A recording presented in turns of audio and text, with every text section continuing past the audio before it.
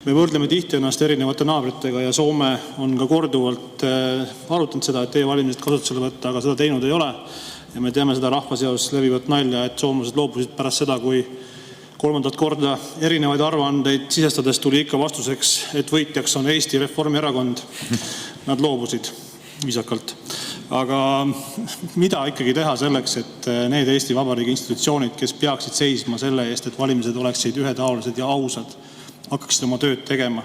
Sellepärast, et on ju räägitud ka lihtsalt nendest ka minimaalsetest asjadest, et kas või see sama näotuvastus teha ära ID-kaardi kasutamise juures, et meil notarid teevad seda juba aastaid ja nii edasi ja nii edasi.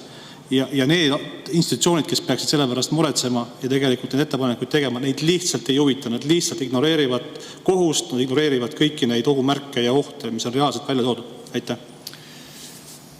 Jaa, suur tänu. No mis ma oskan öelda? Küsimuses sisaldub ka vastus, eks. Tegemist on ju argumendiga, mida on võimatu ümber lükata. Ma ei ole veel kunagi näinud, et keegi selle ümber lükkaks. Et kui inimene läheb valimisjaoskonda, siis ei saa tema ID-kaardi või passiga minna hääletama keegi teine. Sel väga lihtsal põhjusel, et seal on ametnikud, kes kontrollivad dokumendil oleva pildi vastavust sellele pildile, mida nad näevad vaadates sellele isikule näkku, eks. Vaatavad, kas on sama isik või ei ole sama isik. Ja kui on põhjendatud kahtlus, et tegu ei ole sama isikuga, no siis ta ei saa lihtsalt hääletama minna, eks. Ma ei tea, kui on näiteks meesterahvas dokumendi pildi peale, aga vastu vaatab seal naisterahvas, no siis vabandust, aga teie valimistel osaleda ei saa, sest teie isik ei ole tuvastatud.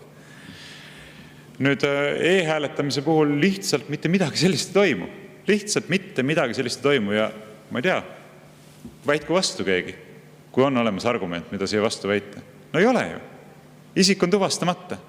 Ehk tegelikult ei ole üldse tuvastatud, kes hääletab. On teada, et selle konkreetse isiku ID-kaart pisteti sinna masinasse sisse. On teada, et pandi need koodid, mis on kaasas selle kaardiga. Aga kes seda kasutas ja kes tegi, seda ei ole teada. Näiteks vanadekodus võib korjata kokku kõigilt vanadekodu asukatelt ID-kaardid koos koodidega ja üks isik võib vabalt hääletada kõigi nende eest. Mingit probleemi ei ole. Nii et probleem on ilmselge ja kui seda lihtsalt süstemaatiliselt pidevalt ignoreeritakse aastast aastasse ja aastakümnesse, siis ma arvan, et see näitab väga selgelt ära, et need inimesed, kes peaksid vastutama selle eest, et valimisi viidaks Eestis läbi usaldusväärselt, lihtsalt ei täida oma kohustust.